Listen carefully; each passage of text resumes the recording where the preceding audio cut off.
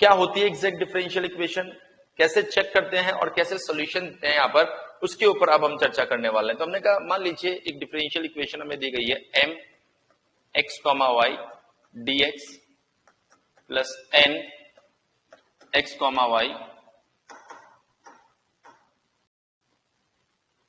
Equation है।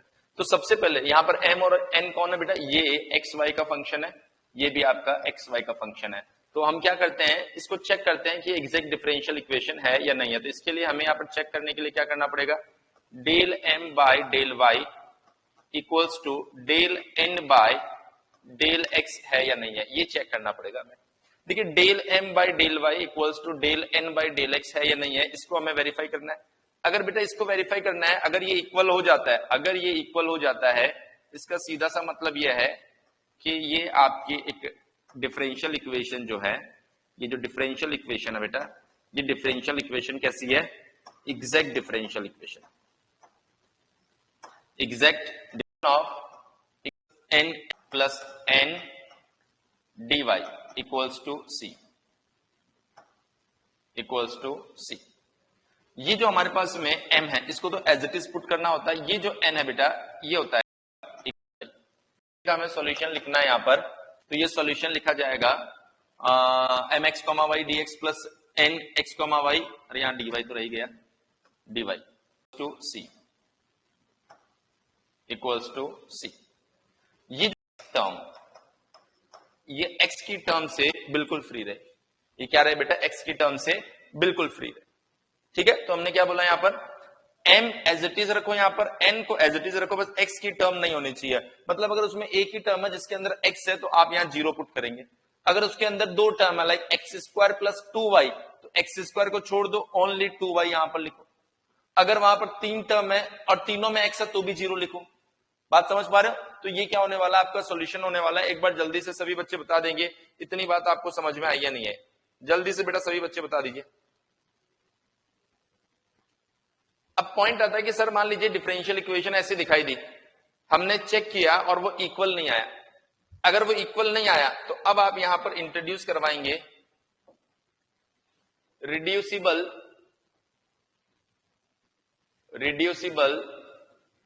To exact differential equation, differential equation. Exact differential equation में इसे कैसे रिड्यूस किया जाएगा, उसके ऊपर अब हम चर्चा करने वाले हैं। तो ये है बेटा reducible to exact differential equation. I hope ये पॉइंट आपको क्लियर हो गया होगा। रिड्यूसिबल का मतलब क्या है, जो कि डायरेक्टली एग्जैक्ट है नहीं, पर उसे एग्जैक्ट बनाया जाएगा। ये डायरेक्टली एग्जैक्ट नहीं है, पर इसे क्या किया जाएगा बेटा, एग्जैक्ट बनाया जाएगा। देखिए कैसे एग्जैक्ट आप बनाने वाले हैं, इसके कुछ केसेस है। Number 1, if m and n are homogeneous. आपको याद है होमोजीनियस के बारे में चर्चा हो गई थी, homogeneous function of same degree. अगर आपके पास में जो m और n आ रहा हो वो homogeneous function of same degree है, तो ऐसी कंडीशन में आपको यहां पर एक इंटीग्रेटिंग फैक्टर फाइंड करना पड़ेगा, और ये इंटीग्रेटिंग फैक्टर दिया जाएगा IF equals to 1 divided by mx plus ny, mx plus ny। So जो इंटीग्रेटिंग फैक्टर आप देंगे IF, वो कैसे दिया जाएगा, 1 divided by mx plus ny से आप यहां पर IF देने वाले हैं। एक बार सभी बच्चे बताएंगे क्या ये पॉइंट आपको क्लियर हो पाया, ये जो पॉइंट मैंने आपको दिया है ये पॉइंट क्लियर हो पाया। अब क्या करेंगे, जब इंटीग्रेटिंग फैक्टर आपको मिल जाएगा, उसको पूरी इक्वेशन से मल्टीप्लाई करेंगे। पूरी इक्वेशन से मल्टीप्लाई करने के बाद में फिर इसे चेक किया जाएगा कि वो एग्जैक्ट डिफरेंशियल इक्वेशन है या नहीं है। अगर वो एग्जैक्ट डिफरेंशियल इक्वेशन होती है, तो ऐसे कंडीशन में जो आपको पहले बताया गया है, बिल्कुल इस तरीके से आप यहाँ पर आंसर मेंशन करेंगे। अगर वो एग्जैक्ट डिफरेंशियल इक्वेशन नहीं होती है बेटा, तो ऐसी कंडीशन में फिर आपको वहां पर आंसर मेंशन करने की जरूरत नहीं। समझ में आ गई कहानी? बोलिए बेटा यस और नो, जल्दी से बताएंगे सभी बच्चे यस और no. Okay, very good. Point number 2, if m and n are not homogeneous but m can be written as y। देखिए m और n जो है वो आपके पास होमोजीनियस नहीं है, लेकिन m आपका ऐसा फंक्शन है जहां से आप y कॉमन ले सकते हो, और n आपका ऐसा फंक्शन है जहां से आप x कॉमन ले सकते हो। ठीक है, जहां से आप क्या कर सकते हो बेटा, x कॉमन ले सकते हो। तो ऐसी कंडीशन में आप पता करते हैं integrating factor IF which is 1 divided by mx minus ny, which is 1 divided by mx minus ny। बोलिए बेटा इतनी बात समझ में आई या नहीं? आगे का प्रोसीजर जो है वो एग्जैक्टली सेम है, उसमें कोई चेंजेस नहीं है। आगे का जो प्रोसीजर है वो एग्जैक्टली सेम है, उसमें कोई चेंजेस नहीं है। Okay, now the next term is, मान लीजिए ये भी नहीं होता तो आप लिखेंगे if del m by del y minus del n by del x divided by n equals to, divided by क्या आ गया n इक्वल्स टू, और ये हमारे पास में आ रहा है fx और कांस्टेंट। अगर ये आपके पास में एक fx या फिर कांस्टेंट आ जाता है, अगर ये आपके पास में एक fx या फिर कांस्टेंट आ जाता है, तो ऐसे कंडीशन में क्या किया जाएगा? ध्यान से देखिएगा बेटा, ऐसी कंडीशन में क्या किया जाएगा। देखिए ऐसी कंडीशन में हम लोग क्या करेंगे, यहां पर fx और अगर ये कांस्टेंट हो जाता है तो आप पता करेंगे then IF integrating factor equals to, ये बन जाएगा हमारे पास में e to the power integration IF fx या फिर जो भी यहां से कांस्टेंट आएगा वहां से आप क्या फाइंड करेंगे, IF फाइंड करेंगे। एक बार जल्दी से बोलेंगे सभी बच्चे, बात समझ में?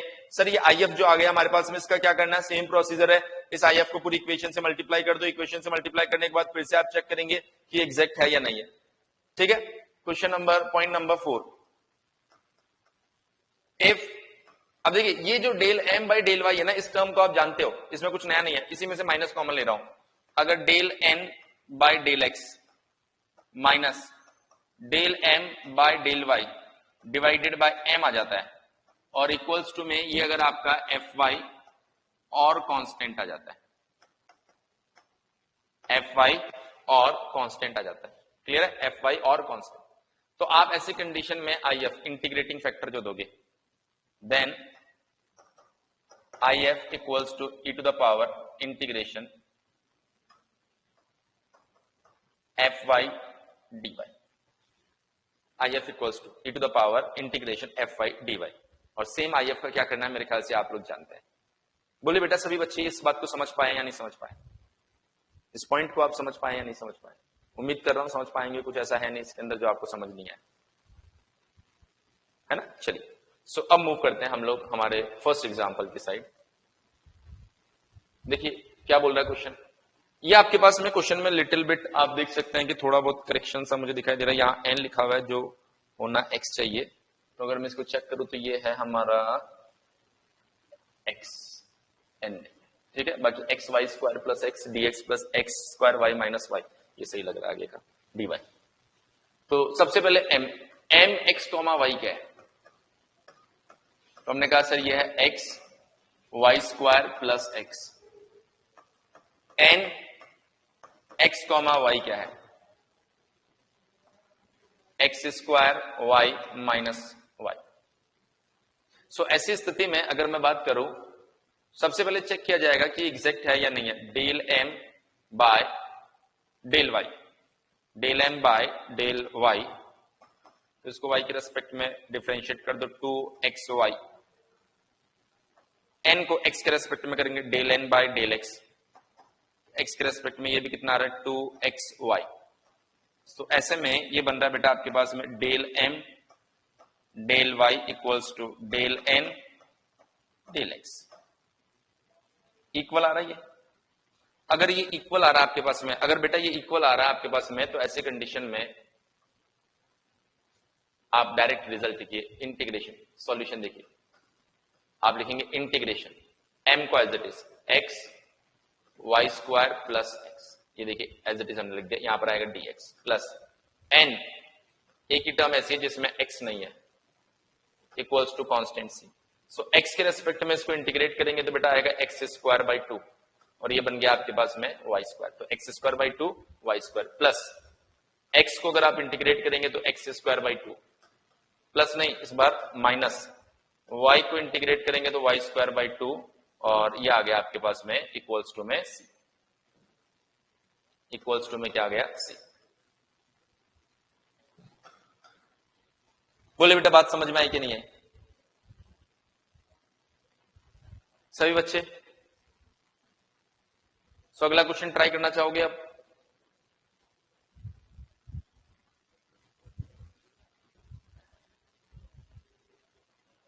अगला क्वेश्चन आप ट्राई कीजिए। चलिए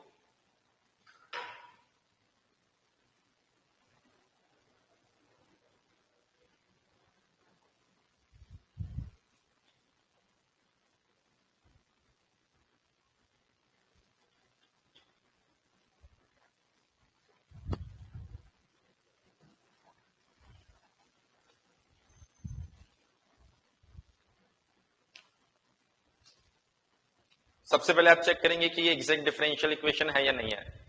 अगर ये एग्जैक्ट डिफरेंशियल इक्वेशन हो जाती है तो बहुत अच्छी बात है, लेकिन अगर ये एग्जैक्ट डिफरेंशियल इक्वेशन नहीं है तो वाई ये है आपके पास में ई और यहां पे cos x भी है,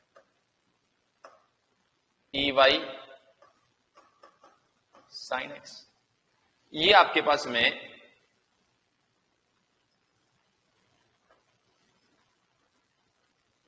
कुछ इस तरीके का है। सो अब अगर हम लोग बात करें यहां पर, अब अगर हम लोग यहां पर बात करें तो हम इसे बोल सकते हैं del m by del Y equals to del m by del Y equals to ये बन जाएगा cos x तो एज इट इज और ई वाई।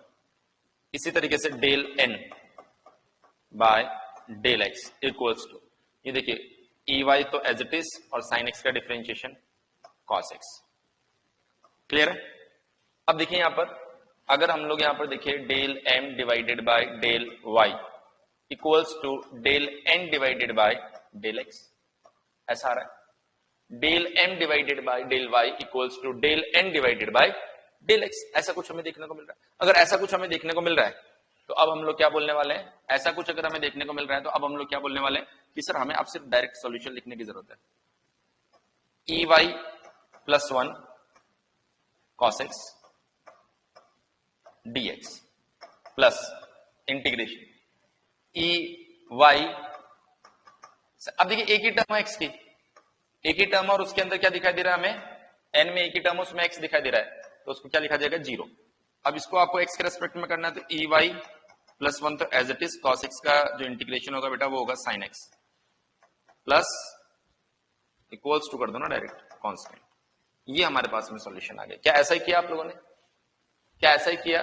तो जब तक एग्जैक्ट मिल रहा है आपको समस्या नहीं हो रही बेटा। अब अगला क्वेश्चन देखिए, इसमें अगर आपको एग्जैक्ट नहीं मिला तो समस्या हो सकती है और अगर एग्जैक्ट मिल गया तो प्रॉब्लम सॉल्व। चलिए कीजिए सॉल्व। आपने क्या किया होगा, क्या किया होगा आपने सबसे पहले m इक्वल्स टू देखा होगा, डायरेक्ट मैं del m by del y find कर लेता हूं। ये आ रहा होगा आपके पास में 0 प्लस 2y प्लस 0, तो ये आ रहा है आपके पास में 2y। और अगर आप देखिए del n by del x तो ये तो आ रहा है 0। ये क्या आ गया आपके पास में 0। तो अगर ये 0 आ गया तो ऐसी कंडीशन में हम कहेंगे सर ये एग्जैक्ट डिफरेंशियल इक्वेशन तो नहीं। अब देखिए क्या इसमें से y कॉमन आ रहा है, वो भी नहीं आ रहा, y कॉमन भी नहीं आ रहा। तो हमने कहा कि सर एक केस था जिसमें हमें बोला गया था del m by del y minus del n by del x minus del m by del y divided by m, और मैं तो बोलता हूं n डिवाइड करो। बोलो ये आपको याद आया कि नहीं याद आया? ये आपको याद आया कि नहीं आया? एक में m था और एक में n था। इसमें m रहेगा आपके पास में और एक में आई थिंक ऐसा कुछ लिखा था हमने del m by del y minus del n by del x by n, ऐसा कुछ लिखा था, याद कीजिए। यस और नो लिखा था ना। अब देखिए ये पता कर लिया, ये भी पता कर लिया, दिस माइनस दिस अब देखिए डिवाइड बाय अगर m कर दिया तो यार ये अगर इसके डिवाइड में होगा तो कितना खराब सा फंक्शन बनेगा। ऑफ कोर्स वो तो सही हो ही नहीं सकता, लेकिन अगर आप दिस माइनस दिस करते हो और डिवाइड बाय n कर देते हो तो यहां से कांस्टेंट दिखाई दे रहा है। तो ये थोड़ा सा आपको सोचना पड़ेगा कि किसके साथ आगे बढ़ना है। तो हमने बोला इसका मतलब हम कहेंगे del m by del y minus del n by del x divided by n। So अगर यहां पर हम लोग देखें del m by del y minus del n by del x divided by n, so ये जो पोर्शन है बेटा ये आ गया आपका 2y minus del n by del x कितना आपके पास में 0 डिवाइडेड बाय ये कितना आपके पास में 2y। सो 2y से 2y कैंसिल आउट हो गया और ये आ गया आपके पास में 1। तो हमने बोला अगर यहां से अगर बेटा यहां से fx या फिर कोई कांस्टेंट आता है तो आप इस रूल को यूज कर सकते हैं। तो आपने कहा कि सर इसका मतलब यहां से जो इंटीग्रेटिंग फैक्टर है if, ये इंटीग्रेटिंग फैक्टर आपके पास में क्या आएगा सर, ये इंटीग्रेटिंग फैक्टर आएगा मेरे पास में e to the power integration pdx।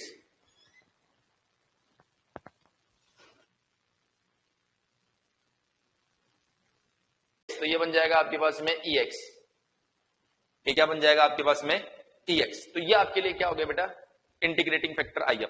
अगर ये इंटीग्रेटिंग फैक्टर if है तो हमें क्या करना पड़ेगा, इससे इसको मल्टीप्लाई करना पड़ेगा। इससे इसको अगर मल्टीप्लाई करना होगा तो ये हमारे पास में बन गया ex x square plus y square plus 2x dx plus ex 2y dy equals to 0। ऐसा कुछ बन रहा है, ऐसा कुछ बन रहा है। अगर ऐसा कुछ बन रहा है तो आपने बोला सर इस बार m जो है ना ये हो गया पूरा और n जो है अब ये हो गया, मतलब आप इसे m1 बोल सकते हो, आप इसे n1 बोल सकते हो। तो हमने फिर से चेक किया del m1 by del x del y sorry. So y के रेस्पेक्ट में इसको सॉल्व करेंगे तो ये आ रहा होगा मेरे ख्याल से 2y ex काइंड ऑफ कुछ आ रहा होगा। और अगर आप del n1 by del x इसको x के रेस्पेक्ट में सॉल्व करोगे तब भी कितना आ रहा है 2y ex। एक बार बोलिए बेटा क्या ऐसा ही मिला आप लोगों को? अगर ऐसा ही मिला तो मेरे ख्याल से आपने बिल्कुल सही सॉल्व किया है और ये आ गया सॉल्यूशन। इक्वल आ रहा है ना, इक्वल आ रहा है तो सॉल्यूशन लिखेंगे, सॉल्यूशन लिखेंगे तो यहाँ आएगा इंटीग्रेशन। देखिए x square ex plus ex y square plus 2x ex और ये आ गया बेटा आपके पास में dx प्लस यहां पर एक ही टर्म है जिसके अंदर आपको क्या दिखाई दे रहा है x दिखाई दे रहा है। तो ये आपका फाइनल आंसर होना चाहिए। अब x के रेस्पेक्ट में इसको इंटीग्रेट कर सकते हो ना शॉर्टकट से, जो शॉर्टकट बताया इसको इंटीग्रेट करने की जरूरत नहीं, ex ही आएगा और इस x ex को इंटीग्रेट कर सकते हो bye the help of shortcut जिसका आंसर आना है x ex माइनस ex। एक बार सभी बच्चे बताएंगे क्या ये सॉल्व हो गया है? मान लो मैं सॉल्व हो गया है। बढ़े अगले क्वेश्चन पर, अगले क्वेश्चन पे बढ़े। वेरी गुड बेटा, आ जाओ अगले क्वेश्चन के ऊपर आ जाओ जल्दी से। चलिए कर दीजिए सॉल्व इसे।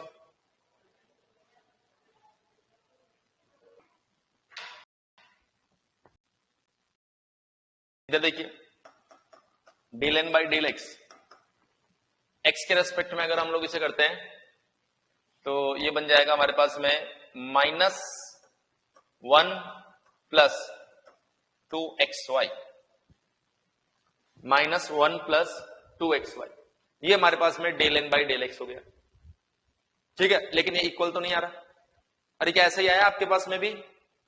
ऐसा नो बेटा, ऐसा ही आया ना? 2 नंबर केस लगा इसके अंदर। ठीक है, तो हमने कहा कि सर अब हमें चाहिए IF। तो IF के लिए आप देख सकते हैं IF कौन सा सेलेक्ट करेंगे, 1/mx माइनस ny। ऐसा क्यों सर? क्योंकि इसमें से y कॉमन आ रहा है, इसमें से x कॉमन आ रहा है, तो हमने यूज कर लिया। So 1 divided by m, m कितना है बेटा y minus x Y square multiply by x minus n। अब देखिए बच्चे इस माइनस को लेना गलती कर देते, इस माइनस को लेना है तो ये हो जाएगा प्लस, ये बन जाएगा आपके पास में ये वाला माइनस जो है ये हो जाएगा एक्स स्क्वायर वाई और यहां पर मल्टीप्लाई हो गया एक वाई। सो ओवरऑल अगर हम लोग देखें इंटीग्रेटिंग फैक्टर IF, सो ये बनेगा हमारे पास में 1 divided by X Y minus X square Y square plus X Y plus x square Y square. So ये कैंसिल आउट हो गया। इंटीग्रेटिंग जल्दी से बोलिए 2 जाएगा, ये बन गया y डिवाइडेड बाय 2, ये बन गया आपके पास dx माइनस x कट गया, सिंप्लीफाई करेंगे माय डियर तो y से y कट जाएगा, यहाँ पर बन जाएगा 1/2x माइनस x से x, y से y कट जाएगा, ये बन गया y डिवाइडेड बाय 2, ये बन गया आपके पास dx माइनस x। होप आपको समझ में आ गई बात, इसमें ज्यादा डिस्कशन की जरूरत नहीं है। वन बन गया माइनस हाफ, ये क्या बन गया बेटा आपके पास में integration 1/2x minus y/2 dx minus क्या आ जाएगा, बिल्कुल समय को खराब ना करते हुए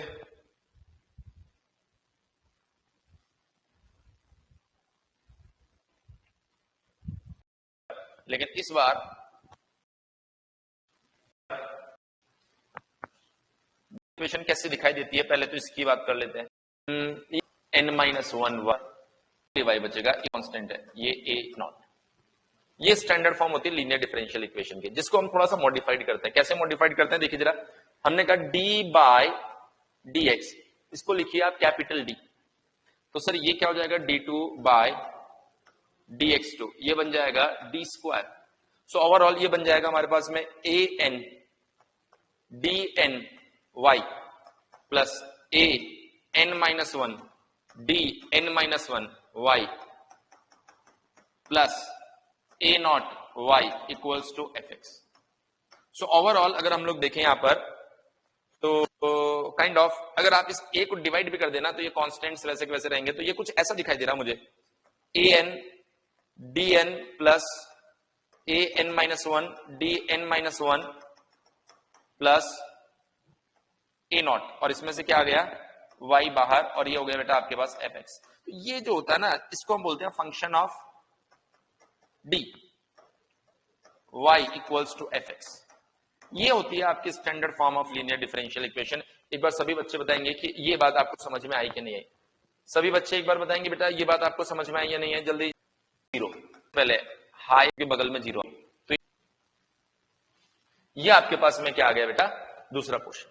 अब देखिए यहां पर इसे हम क्या बोलेंगे, नॉन होमो, जब नॉट इक्वल्स टू जीरो होता है उसको बोलते हैं बेटा नॉन होमोजीनियस सॉल्यूशन, बेटा CF, इसे बोलते हैं कहा जाता है y equals to focused on complementary function. हम सीखेंगे कैसे कॉम्प्लीमेंट्री फंक्शन फाइंड किया जाता है, then we will calculate particular integral. I hope ये बात आपको समझ में आ गई होगी, जल्दी से बोलिए यस।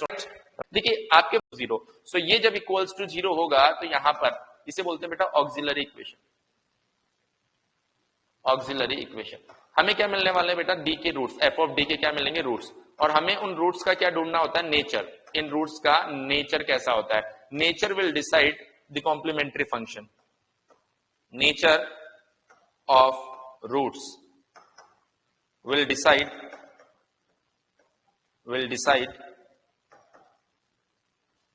the complementary function, कि कॉम्प्लीमेंट्री फंक्शन जो है वो कैसा होने वाला है।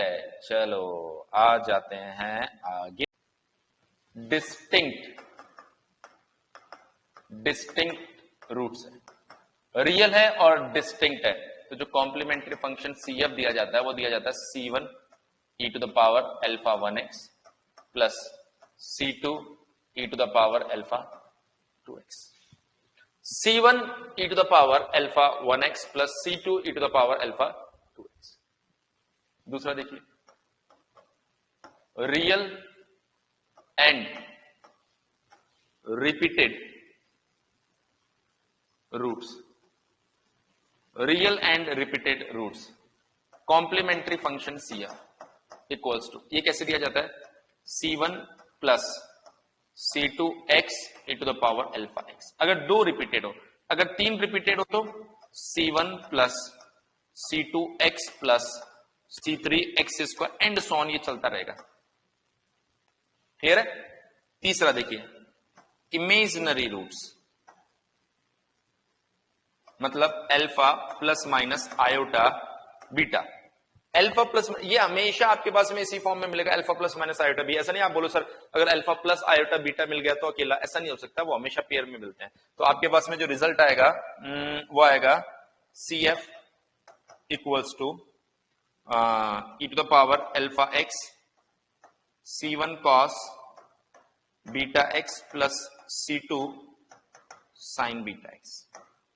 बोले बेटा ये बात समझ में या नहीं है आपको, बहुत इजी बहुत इजी केस है। रिपीटेड हो तो यहां पर क्या आ जाएगा, C1 plus C2x, C3 plus C4x। चलिए, तो ये CF की कहानी है। इसका एग्जाम्पल देख लेते हैं। बोर्ड पर आपके सामने एग्जाम्पल दिखाई दे रहा है, और पीआई फाइंड करने के लिए थोड़ी मेहनत जरूर करनी पड़ती है, पर CF के लिए नहीं करना पड़ता है। तो हमने कहा सर ये प्रॉब्लम है, देखिए जरा ध्यान से। तो आप इसमें d को d बाई डी एक्स को d से रिप्लेस कर दो तो d स्क्वायर वाई माइनस, बेटा अगर समस्या हो तो बोल देना। मुझे लग रहा है कि आप बड़ी आसानी से समझ पा रहे हैं इन सब चीजों को, इसलिए अननेसेसरी समय खराब नहीं कर रहा हूं मैं। सो ये बन जाएगा बेटा d square minus 5d plus 6, और यहां से हमने क्या y को बाहर ले लिया। सो ये आपका ऑक्सिलरी इक्वेशन है, जिसको हमें क्या करना है, इक्वल्स टू 0 करना है। d square minus 5d plus 6 equals to 0। So ये आ गया बेटा आपके पास d square minus 3d minus 2d plus 6 equals to 0। So d हमने यहां पर कॉमन ले लिया तो ये आ गया d माइनस 3, माइनस 2 हमने कॉमन ले लिया तो ये आ गया d माइनस 3 इक्वल्स टू 0। और यहां से d माइनस 3 को हमने ले लिया बाहर, और ये बन गया बेटा आपके पास में d minus 2 equals to 0। So d की दो वैल्यू आ रही है 2 and 3, and these roots are my dear students real and distinct, real and distinct, real and distinct. तो हमने बोला तो फिर CF जो होगा वो CF क्या होगा, CF जो होगा वो CF क्या होगा बेटा, CF होगा हमारे पास में C1। बोलिए सभी बच्चे, बात समझ में आई कि नहीं आई? अगर आपको समझ में आ गई है तो इसका आंसर भी मैं ही बता देता हूं। अरे इसमें तो कोई सॉल्व करने जैसी कोई चीज ही नहीं ना। सो हम कहेंगे sir d square Y minus 6 dy plus, यहां से अगर माइनस रियल है एंड रिपीटेड है। जल्दी से बोलिए ये बात हमें समझ में आई या नहीं है? ये जो पॉइंट है ये हमें समझ में आया या नहीं है? अगर ये पॉइंट हमें समझ में आ गया, ये पॉइंट अगर हमें समझ में आ गया है तो यहां से बढ़े थोड़ा सा आगे, है ना, यहां से थोड़ा सा आगे बढ़ते हैं। तो फाइनली हमारे पास में जो सॉल्यूशन आएगा CF, इसी को हम बोल सकते हैं final solution. C1 plus C2 ये दोनों कांस्टेंट होते हैं, e to the power 3x।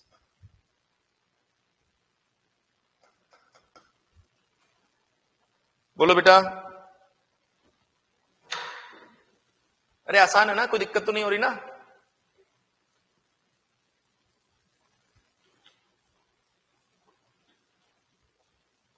बड़ी आसान आसान चीजें होनी चाहिए। तो चलिए बढ़ते हैं थोड़ा सा आगे। ये कर लोगे आप, सॉल्व करके बता दो एक बार जल्दी से। आंसर मिलते डन लिख दो बस, आंसर मिलते बेटा डन लिख दो बस।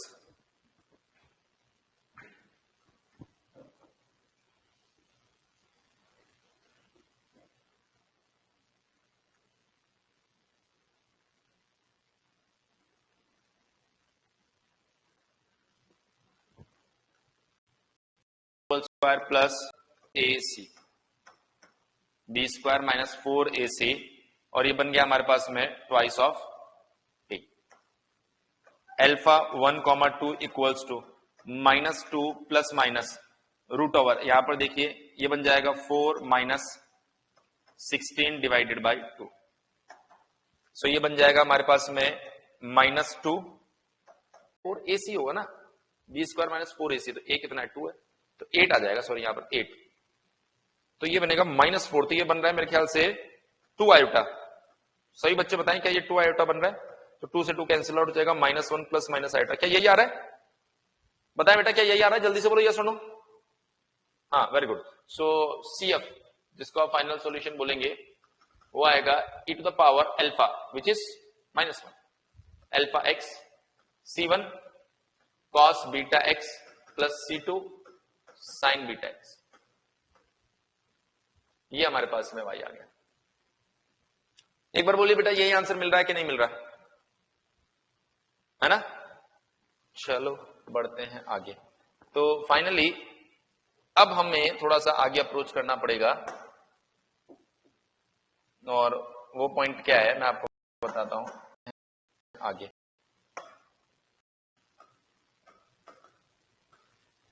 If fx equals to e to the power alpha x, then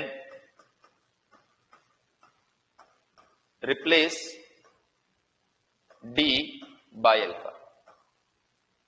दूसरा रूल बारी बारी से बताऊंगा, अभी 2 ही रूल बताऊंगा, फिर उस पर एग्जाम्पल, फिर उसके बाद 2 रूल और है वो और देखेंगे। If F X equals to sine alpha X और cos alpha X, then replace D square minus alpha. ध्यान रखना ये बेसिक रूल है, ये 2 रूल है। अब इसको कैसे इंप्लीमेंट करना है, मैं कुछ अच्छा एग्जांपल ले लेता हूं जिससे आपको ये बात समझ में आए। मैं आपको एक अच्छा एग्जांपल से इस बात को समझाता हूं, तो ये कहानी आपको ज्यादा अच्छे समझ में आएगी। ये नोट कर ही लिया होगा आपने। चलिए, मैं बताता हूं यहां पर by the help of one beautiful example. देखिए बेटा, अगर ये क्वेश्चन आपके सामने आ रहा है तो ऐसी कंडीशन में आपको क्या करना है, आप ऐसी कंडीशन में सबसे पहले d square minus 6d plus 8 equals to 0 करेंगे। तो यहाँ तो ये कहानी आपको ज्यादा अच्छे समझ में आएगी। ये नोट कर ही लिया होगा आपने। D square minus 6d plus 8y equals to में अगर आपको दिया जाए e की पावर 6x। देखिए बेटा, अगर ये क्वेश्चन आपके सामने आ रहा है तो ऐसी कंडीशन में आपको क्या करना है, आप ऐसी कंडीशन में सबसे पहले d square minus 6d plus 8 equals to 0 करेंगे। तो यहां से आएगा d square minus 4d minus 2d plus 8 बराबर 0। यहां से d कॉमन ले लीजिए, d minus 4 minus 2d minus 4 equals to 0। So ये बन गया बेटा d minus 4 d minus 2 equals to 0, d equals to 4, 2, d equals to 4, 2। तो यहां से जो CF आएगा हमारे पास में, वो बेटा CF आएगा C1 e to the power 4x plus C2 e to the power 2x। ये हमारे पास में CF आएगा, ये हमारे पास में CF आएगा। क्लियर है? लेकिन हम 1 अपॉन, तो अब देखिए फॉर PI के लिए अगर मैं बात करूं यहां पर PI इक्वल्स टू, ये आएगा हमारे पास में 1 upon f of d fx। कुछ इस तरीके से PI दिया जाएगा। f of d is d square minus 6d plus 8, और यहां पर fx क्या है आपके पास में, e की पावर 6x। तो देखिए अभी आपको बोला गया है कि इस तरह का अगर fx आता है तो d को रिप्लेस करें अल्फा से। ये है आपका अल्फा, तो इसका मतलब d को रिप्लेस किया जाएगा बेटा 6 से। तो PI जो आएगा वो आएगा 1 upon 6 square minus 6 multiply by 6 plus 8 e 6x।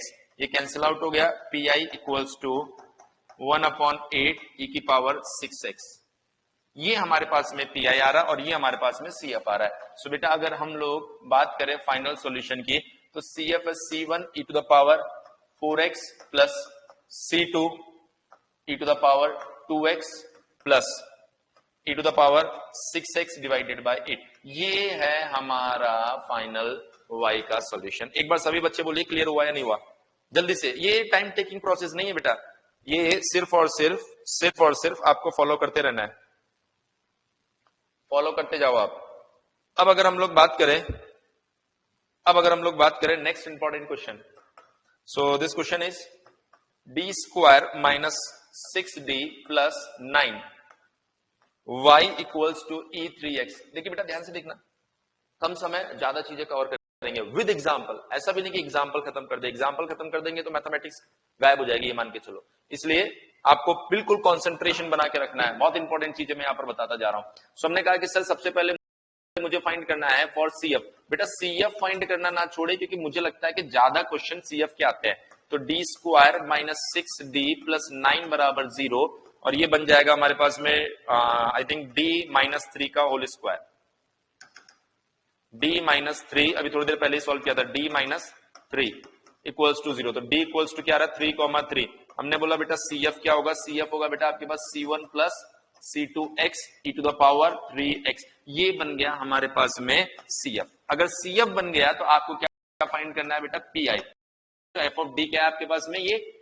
अब यहां पर दिक्कत ये आ रही है कि जैसे ही मैंने ये पॉइंट पुट किया बेटा, यहां पर समस्या आ गई। जैसे ही मैंने d को रिप्लेस किया 3 से, ये डिनोमिनेटर जो है माय डियर स्टूडेंट, डिनोमिनेटर जो है वो आपका हो गया 0। This is the adverse condition for this PI solution. जब पी आई फाइंड कर रहे हैं तो ये हमारे लिए एंड हुआ सही है, हमने प्रिडिक्ट नहीं किया, तो ऐसे में क्या करना है,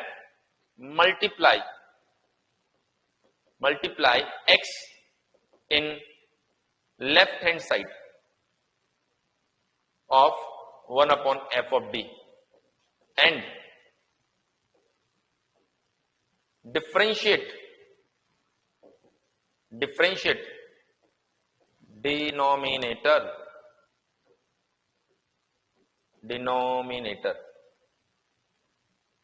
है ना। डिनोमिनेटर को क्या कर दो बेटा, डिफरेंशिएट कर दो। तो डिनोमिनेटर को हमें यहां पर डिफरेंशिएट करना है, तो हमने बोला सर एक आ गया x 1 अपॉन डिनोमिनेटर को डिफरेंशिएट करेंगे तो क्या बन जाएगा 2d माइनस 6 और ये बन गया e3x। क्लियर है। अब फिर से आप सेम प्रोसेस फिर से रिपीट करो। फिर से हमने जब लिखा यहां पर x तो हमने कहा सर फिर से 0 हो गया। अगर सर फिर से 0 हो गया तो एक और x इधर मल्टीप्लाई कर दो और एक और बार डिफरेंशिएट कर दो, तो ये बन गया आपके पास में ओनली 2 e3x। सो ओवरऑल बेटा ये बन रहा है आपके पास में x स्क्वायर बाई 2 e3x। ये हमारे पास में क्या बन रहा है बेटा, ये हमारे पास में बन रहा है पी और ये आ गया पी और आपके पास में CF अवेलेबल है। पी एंड CF अगर अवेलेबल है तो आप जनरल सॉल्यूशन कैसे देंगे, y equals to CF plus P. सभी बच्चे बोलेंगे बेटा बात समझ में आई कि नहीं आई, यस और नो। सभी बच्चे बताएंगे बेटा बात समझ में आई कि नहीं आई, यस और नो।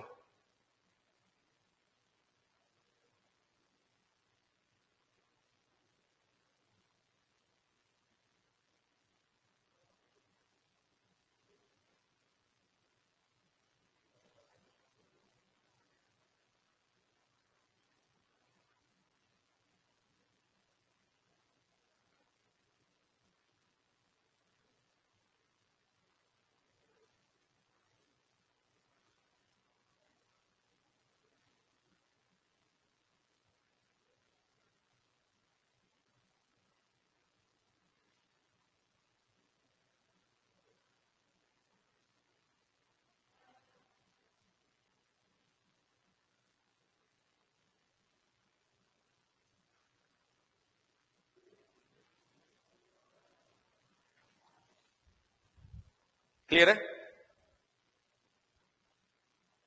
अब एक क्वेश्चन आप लोगों को दे दूं मैं, एक क्वेश्चन अब आप लोगों को दे दिया जाए। देखिए लेकिन इसमें भी छोटा सा वेरिएशन है, तो ये भी मुझे करवाना पड़ेगा। देखो जो मुझे करवाना पड़ेगा।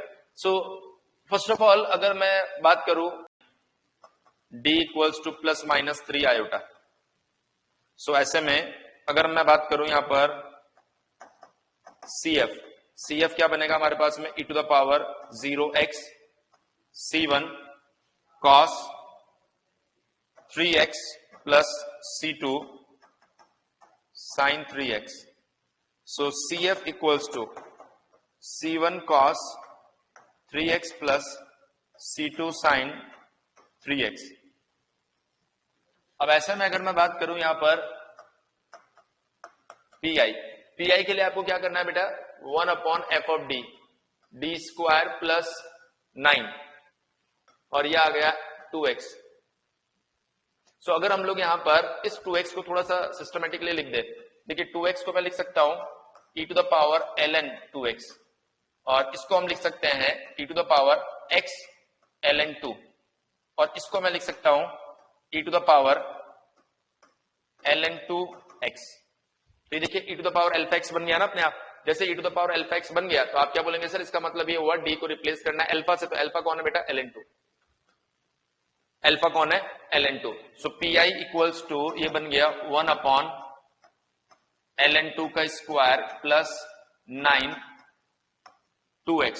सो फाइनली अगर हम लोग देखें यहां पर पी आई इक्वल्स टू, इसको सिंप्लीफाई करने की जरूरत नहीं है, यही हमारे पास में पी आई है, तो आप general solution y equals to CF plus P I, CF plus P I. तो ये हमारा क्या हो गया फाइनल सॉल्यूशन। एक बार जल्दी से बता दीजिए बच्चे ये बात आपको क्लियर हुई या नहीं हुई।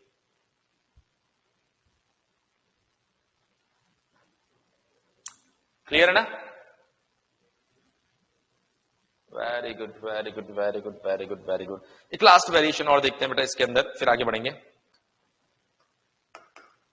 सो ये है हमारे पास में d square plus 4y equals to 16। देखिए इसमें हो क्या रहा है, एक बार e to the power alpha में मिल रहा है, हो क्या रहा है, एक बार e to the power alpha में मिल रहा है, एक बार 2 की पावर x में मिल रहा है और एक बार कांस्टेंट मिल रहा है। तो जिन चीजों को मैं e to the power alpha x में कन्वर्ट कर रहा हूं, आप भी सिर्फ उन्हीं को करेंगे। ऐसा नहीं साइन x मिल रहा है तो साइन x को आप e टू द पावर में कन्वर्ट करें, नहीं, उसके लिए अलग टाइप दिया गया है तो उसको आपको फॉलो करना है। अभी आप सिर्फ और सिर्फ जिनको मैं कन्वर्ट कर रहा हूं उसी को आप कन्वर्ट कीजिए, टू द पॉइंट रहिए बिल्कुल। अगर प्लस माइनस 2 आयोटा, यहां से आप CF लिखेंगे, CF equals to C1 cos 2x plus C2 sin 2x। Clear है? और ऐसा करने के बाद में आपको फाइंड करना है बेटा PI। ऐसा करने के बाद अगर आप PI फाइंड करेंगे तो PI इक्वल्स टू ये बन जाएगा आपके पास में 1 upon f of d, d square plus 4 multiply bye 16 e to the power alpha x, and now the alpha equals to 0, then d replaced by 0. If you replace d by 0, then pi equals to 1 upon 0 square plus 4 multiplied by 16. Now the final answer will be 16 divided by 4, that is 4. So overall you can write y equals to general solution, which is CF plus pi, and CF equals to C1 cos 2x plus C2 sin 2x plus 4. This will be our final result for this type of differential equation. I hope you understand every step. बोलिए yes सुनो, है ना? आसान है यार, कुछ नया नहीं है, एक ही स्टेप है जिसको आपको फॉलो करना है। Just repeat repeat repeat repeat, वही चल रहा है और कुछ नहीं चल रहा। यहां पर पीआई कैसे फाइंड करना है, पीआई में डी को रिप्लेस करना है अल्फा से, बात खत्म, बस इतनी सी कहानी है। अब देखिए, अब इसको थोड़ा सा हम लोग चेंज करते हैं कहानी को, और मैं यहां पर इंट्रोड्यूस करवाता हूं साइन एंड कॉस को। देखिए अगर आपके पास में कुछ इस तरह की प्रॉब्लम हो, पहले एक सिंपल प्रॉब्लम मैं सॉल्व करवा देता हूं और अच्छी प्रॉब्लम आपसे सॉल्व करवाते हैं। D square plus 4y equals to आपको दिया गया है यहां पर cos 2x। देखिए बेटा यहां पर अगर मुझे फाइंड करना है CF, तो CF मैं लास्ट केस में फाइंड कर चुका हूं। इसका जो CF आ रहा था वो आ रहा था C1 cos 2x plus C2 sin 2x। आप सभी लोग जानते हैं कैसे आया हुआ ये PI अगर मुझे फाइंड करना है तो मैं लिखूंगा यहां पर PI equals to 1 upon f of d, which is d square plus 4 multiply by cos 2x। As type number 2, we have already know that we have to replace d square by minus alpha square, and in this question alpha equals to 2, so we have to replace d square by minus 4. Be careful, बहुत सी बार students गलती कर देते हैं यहां पर, वो सोचते हैं कि -2 का स्क्वायर है, -2 का स्क्वायर नहीं है बेटा, ये सिर्फ 2 का स्क्वायर है, माइनस उस ब्रैकेट से बाहर है। So we have to replace d square by -4। So finally pi equals to आपके पास में 0। अगर ये बन गया 0 तो आप क्या करेंगे यहां पर, पहले मैं लिख देता हूं 1/0। अरे यार ये तो आपसे सॉल्व करवाना था, यही क्वेश्चन मैंने कर दिया, चलो कोई बात नहीं। सो अगर आप देखेंगे यहां पर तो आपको एक x इधर मल्टीप्लाई करना पड़ेगा, इसको एक बार डिफरेंशिएट करना पड़ेगा, so it will be 2d cos 2x। देखिए बेटा ध्यान रखना, d refers to differentiation, then 1/d represent integration. So अगर यहां पर 1/d आ रहा है, so pi equals to x 1/2, 1/d का मतलब है इसका इंटीग्रेशन, तो cos 2x का इंटीग्रेशन होता है बेटा sin 2x divide by 2। So pi equals to x divide by 4 sin 2x।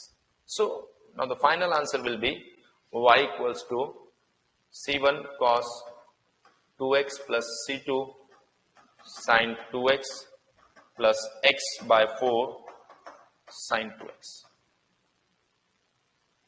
बोलिए यस और नो, यस और नो जल्दी से बता दीजिए बेटा, ये पॉइंट क्लियर हुआ या नहीं हुआ आपको?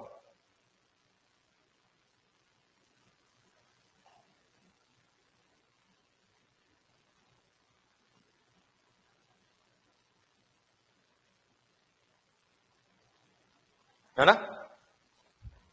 चलो क्लियर हो गया तो फिर देते हैं अगला क्वेश्चन। अब ये क्वेश्चन आपको सॉल्व करना है, बहुत देर बाद कोई अच्छा क्वेश्चन मुझे देखने को मिला है, तो मैं चाहता हूं आप लोग ट्राई करें। ये दिया गया बेटा आपको d स्क्वायर माइनस 4d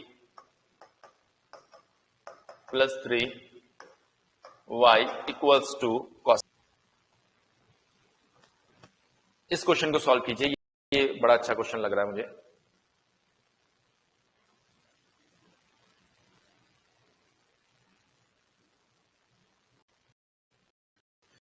सो d माइनस 3 हमने कॉमन ले लिया, d माइनस 1 हमने कॉमन ले लिया, equals to 0 c1 e to the power, बड़ा अच्छा है यहाँ पर पॉइंट। सो pi अगर मुझे फाइंड करना है तो मैं क्या करूंगा, यहाँ पर लिखूंगा 1 upon F of D, D square minus नहीं होगा, तो ये जो पॉइंट है ये बन जाएगा हमारे पास में 1 divided by -1 minus 4d cos x।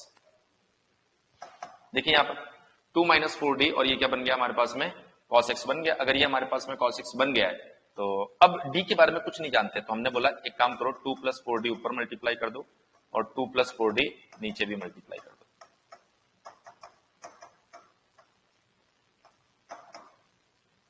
Clear है?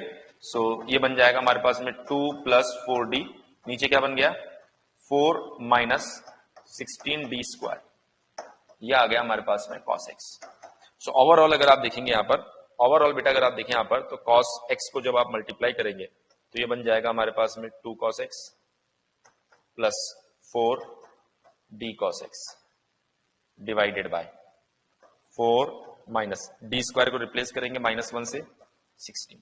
सो ओवरऑल बेटा जो पी आई आ रहा है वो आ रहा है 2 cos x माइनस डिफरेंशिएशन मतलब 4 sin x डिवाइडेड बाई 20। ये हो गया हमारा पी आई, ये क्या हो गया बेटा हमारा पी आई, और ये हो गया सी एफ। कैसे किया था आप सभी लोगों ने, जल्दी से बताएं। अरे वाह तेज हो गया आप लोग तो समझदार। तो फिर आ जाओ टाइप 3 पे, टाइप 3 पर आ जाओ। देखिए एक्स की पावर की, अगर जो आपका एफ एक्स है, अगर जो आपका एफ एक्स है वो एक्स की पावर के हो, तो ऐसी कंडीशन में हम क्या करेंगे, यहां पर एफ ऑफ डी को लिखेंगे 1 माइनस डी इनवर्स और 1 plus D inverse kind of form में, और इसको क्या कर देंगे उसके बाद में एक्सपेंड। इसका कुछ बेसिक बाइनोमियल एक्सपांशन अगर मैं आपको बताऊं तो 1 माइनस डी -1 को हम लिखते हैं 1 plus D square plus D cube and so on. Minus की जगह प्लस आ जाएगा तो आप इसमें साइन बदल देना, अरे लाइक डी को रिप्लेस कर दो माइनस डी से इसमें एज इट इज। ऐसे 1 माइनस डी -2 की अगर हम लोग बात करें तो 1 plus 2d plus 3d square plus 4d cube, ये 2-3 बेसिक एक्सपांशन मैंने बताया जो फ्रिक्वेंटली यूज हो सकते हैं। बाकी bye the help of binomial आप इसको डिराइव भी कर सकते हो, लेकिन डिराइव करने का काम हमारा नहीं है। सो अब अगर मैं यहां पर ऐड कर दूं इसके अंदर एक छोटा सा एग्जांपल, बेहतरीन सा प्यारा सा, तो ये एग्जांपल हमारे पास में डी स्क्वायर माइनस 3d कैसे अप्लाई करना है, टफ चीज, +2, तो d हमने ले लिया कॉमन, तो ये बन गया बेटा d -2, यहां से -1 कॉमन ले लिया तो ये भी बन गया d -2 बराबर 0, ये बन गया d -2 bracket d -1 equals to 0। So d बराबर आ रहा है, आप सी एफ लिखेंगे यहां पर, उसमें आ गया सी एफ। अब हमें लिखना है बेटा पी आई, को पी आई फाइंड करना है तो इसको किस फॉर्म में लिखना पड़ेगा बेटा, 1 माइनस डी की पावर की फॉर्म में। तो हमने कहा कैसे लिखे इसको, P I x square 1 upon D -2 D -1 x square. Clear है? अब देखिए यहां पर पी आई इक्वल्स टू, यहां से हमने माइनस कॉमन ले लिया बेटा, तो ये बन जाएगा 2 minus d 1 minus d x square, 2 minus d 1 minus d x square. Clear इतनी बात? अब यहां पर by the help of partial fraction 2 minus d 1 minus d equals to, आपने लिखा a divided by 2 minus d 1 minus d, और ये बन गया हमारे पास 2 minus 1 minus d, 1 divided by 2b minus 1 से इसको कंपेयर करो, इसका 2b कितना रहा 1/3।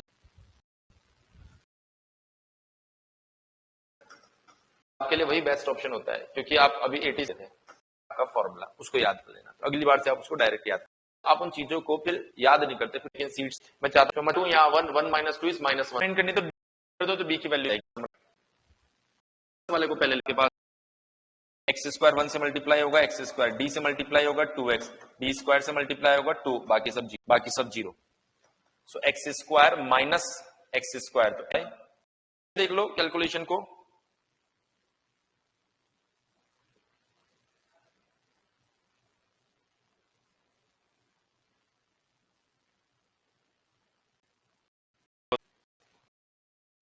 e to the power alpha x multiply by v cos तो f of d plus alpha, d को किससे रिप्लेस करेंगे बेटा, d प्लस अल्फा, और यहां लिख दो v। v का मतलब अगर साइन है तो साइन का ऑपरेशन लगाओ, cos है तो cos का ऑपरेशन लगाओ, x के है तो x के का ऑपरेशन लगाओ। बात समझ में आई? एग्जाम्पल दूंगा तो ज्यादा अच्छे से समझ में आएगा। चलो नोट कर लिया तो एग्जाम्पल देते हैं अब यहां से। देखिए D square minus 5d plus 6y equals to e2x cos x। Try करोगे? बोलो ट्राई करोगे? बोले बेटा।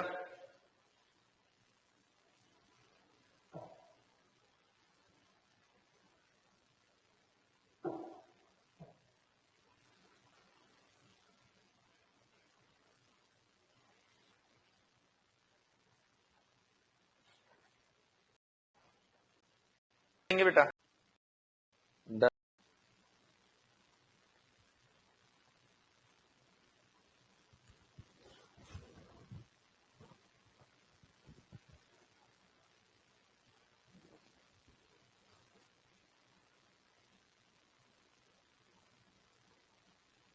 चलो सबका डन हो गया तो फिर वेट किसका कर रहे हैं, बढ़ाते हैं कदम। सीएफ के लिए आपको D square minus 5d plus 6 equals to 0 करना है।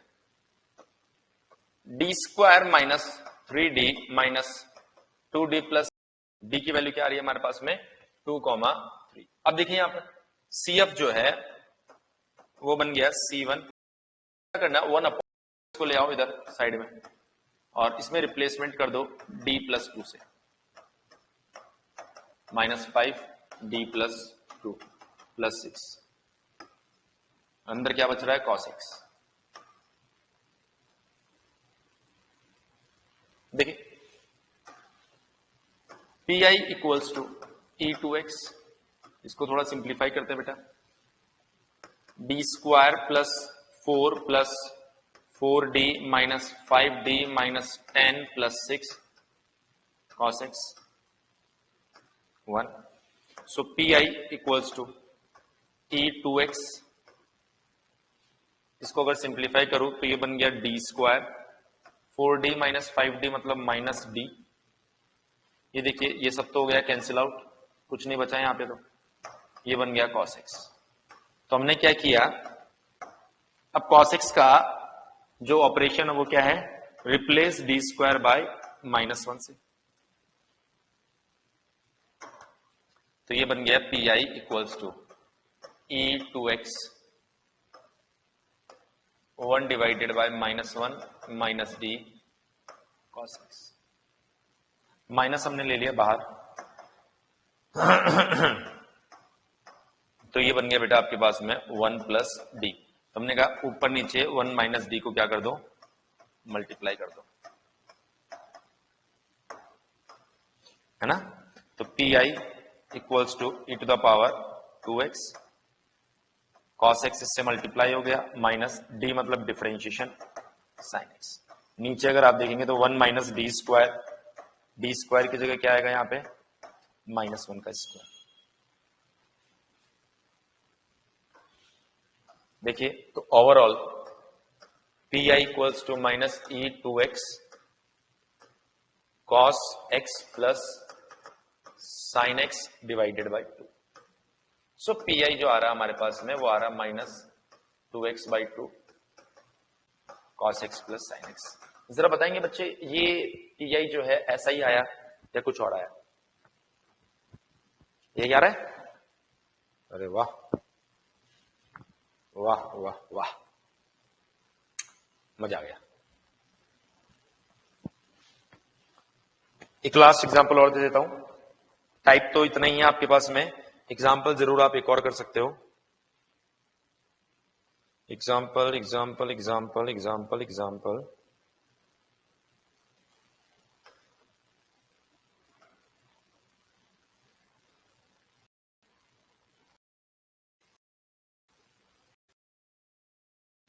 d equals to 0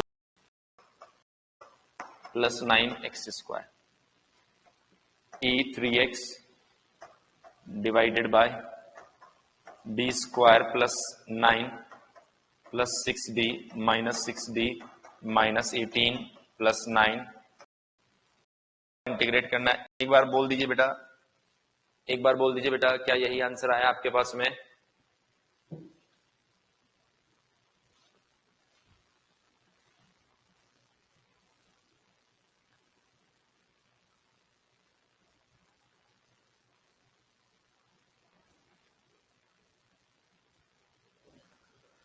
चलिए थोड़ा सा समय हमारे पास में है तो एक एडिशनल टाइप भी बता देता हूं आपको।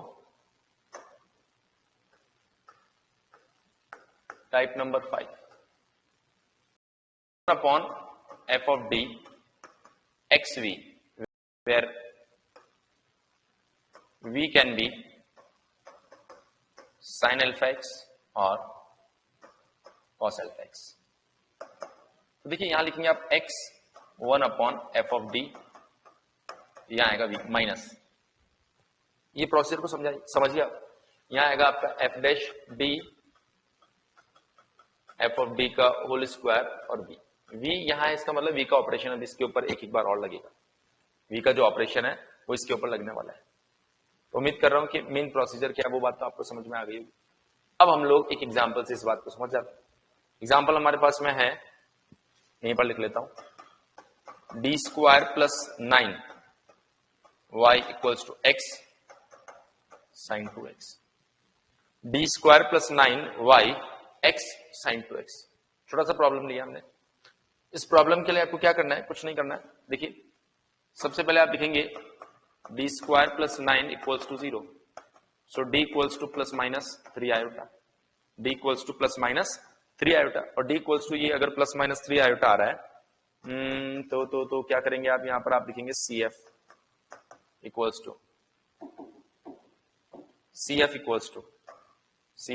टू आएगा आपके पास में C1 cos 3x plus C2 sin 3x। ये बन गया CF।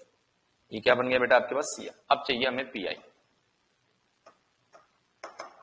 सो PI के लिए 1 upon F of D, D square plus 9 और यहां पर कौन आएगा x sin 2x। तो ये बन जाएगा बेटा आपके पास में x 1 upon D square plus 9 sine 2x minus D square plus 9 का होल स्क्वायर और इसका ऊपर आएगा डेरिवेटिव और यहां पर कौन आएगा बेटा साइन 2x। तो ये बन गया x, रिप्लेस कर दो डी स्क्वायर को माइनस 4 से, तो minus 4 plus 9 sine 2x minus 4 plus 9 का whole square twice of sine 2x का differentiation cos 2x multiply by 2। So ये बन गया आपके पास में x bye 5 sign 2x minus ऊपर देखेंगे 4 बाय 25 cos 2x। ये हमारा सॉल्यूशन आना चाहिए। एक बार जल्दी से सभी बच्चे बोलेंगे क्लियर हुआ या नहीं हुआ, क्लियर हुआ या नहीं हुआ। अगर क्लियर हो जाता है तो एक प्रॉब्लम आप लोग सॉल्व कर दो जल्दी से। ये प्रॉब्लम हमें दिया गया है डी स्क्वायर cos 2x, ऐसा है, जल्दी से सॉल्व कर दो बेटा।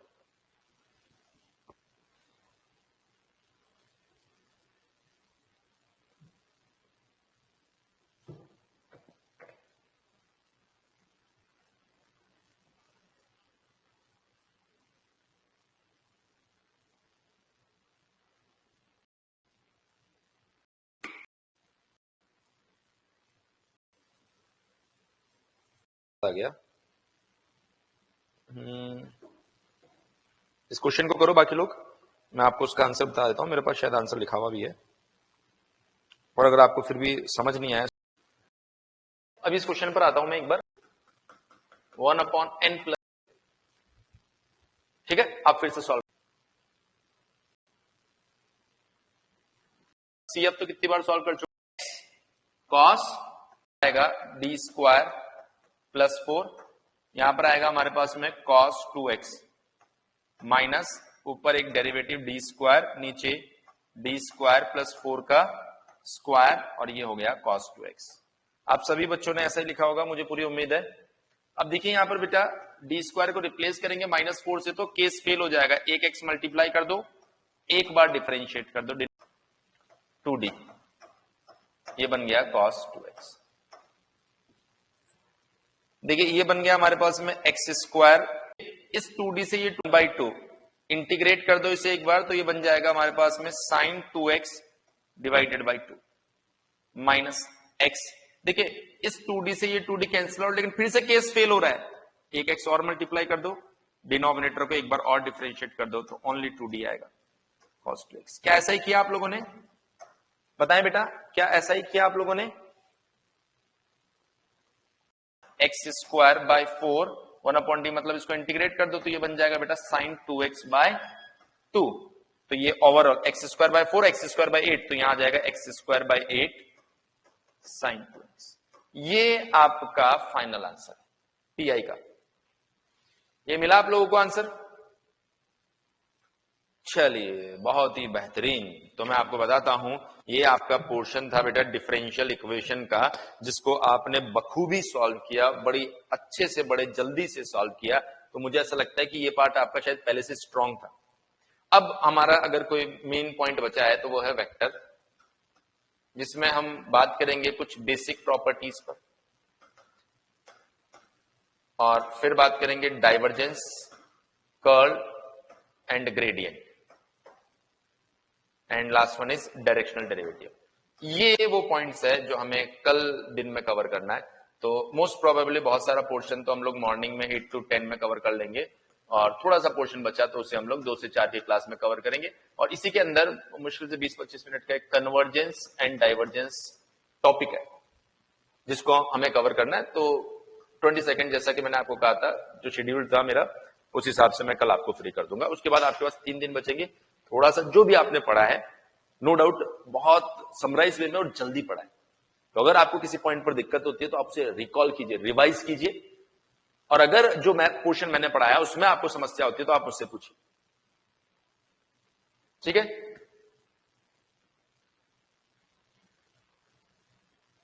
Partial differential equation, Kochi Euler's वगैरह नहीं बेटा, वो गेट के सिलेबस में आप कहेंगे तो बता देंगे। कोची आइलर्स जो है वही तो होता है xn dn plus xn-1 dn-1। देखिए हमारे पास सिलेबस में सिर्फ डिफरेंशियल इक्वेशन, और डिफरेंशियल इक्वेशन जो है ऐसा नहीं है डिफरेंशियल इक्वेशन कि सर कितने टाइप के, 10 टाइप की है, 100 टाइप की है, कितने टाइप की है, ये तो हजारों टाइप की होती है। उसमें से हम कुछ सेलेक्टेड पॉइंट्स लेकर आते हैं। सो कौशल, मुझे लग रहा है कि आप पैरेलली गेट की तैयारी भी कर रहे हैं, इसीलिए आपको गेट के प्रीवियस जो गेट के क्वेश्चंस है उनके अंदर आपको कुछ आइलर्स देखने को मिल जाएगा। और अगर आप चाहते हैं कि सर आप हमें भी बता दो, तो सर बता देंगे, सर को कोई दिक्कत नहीं। बोलो जल्दी बताओ, जल्दी बताओ। नहीं, अगर आपको जानना है, क्योंकि जो कॉमन पोर्शंस है, जो कॉमन पोर्शंस है जिससे हमें चांसेस बहुत ज्यादा लगते हैं, उसको हम कवर करने की कोशिश कर रहे हैं। डिफरेंशियल इक्वेशन इवन आप जब गेट में पढ़ेंगे, ईएससी के लिए पढ़ेंगे, उसके बाद में भी बचता है, ऐसा थोड़ी सिर्फ उतना ही होता है डिफरेंशियल इक्वेशन। तो जो मोस्ट हमें ऐसा लग रहा है कि प्रोबेबल टाइप है, जिनके आने के चांसेस ज्यादा है, हम उसको कवर करने की कोशिश कर रहे हैं, ठीक है? अगर आप कहेंगे कि सर हमें कोची आइलर्स भी बता दो, हम कोची आइलर्स भी बता देंगे। अगर आप मुझे व्हाट्सएप करेंगे सर मुझे कोची आइलर्स लिख कर भेज दो, अगर आपके पास में, तो मैं वैसे अलग से भी भेज दूंगा आपको, जैसा आप कहेंगे, मुझे कोई प्रॉब्लम नहीं है। और अगर इतने पॉइंट पढ़ लिए, आपको लगता है कोची आइलर्स जानना है, तो आप चाहें तो बुक खुद से भी रेफर कर सकते हैं कि यार मैं कोची आइलर्स देख लेता हूं 5 मिनट, ठीक है? मतलब सारे ऑप्शंस खुले रहते हैं हमेशा, ठीक है? लेकिन क्या समय की थोड़ी सी कमी है, इस वजह से हम लोग उतना ही पोर्शन कवर कर रहे हैं जो बहुत ज्यादा इंपॉर्टेंट है आपके लिए। जो छोटे छोटे पॉइंट्स है ना, उसको आप देख भी नहीं पाएंगे, समझ भी नहीं पाएंगे अभी। चलिए ठीक है, थैंक यू वेरी मच। कल मिलते हैं 8 बजे। वेक्टर को हम कवर करने की कोशिश करेंगे, जो काम के पॉइंट्स है पहले मैंने यहां पर बता दिया, ये पॉइंट्स हम कवर करेंगे। इसके अलावा अगर आपका बेसिक बहुत ज्यादा कमजोर है तो आप इसके ऊपर फोकस्ड रहना, इसके इधर उधर मत जाना। अगर बेसिक स्ट्रांग है तो आप इनको बड़े अच्छे से कवर कर लेंगे, और उसके बाद में आपका खुद का बेसिक अगर स्ट्रांग हुआ तो आप कहीं ना कहीं कुछ और पॉइंट्स खुद से कनेक्ट कर पाएंगे। लेकिन अगर आप नहीं कनेक्ट कर पाते ना, तो इनके ऊपर फोकस्ड रहे, ठीक है? ये हम लोग कल देखेंगे। चलिए, थैंक यू वेरी मच।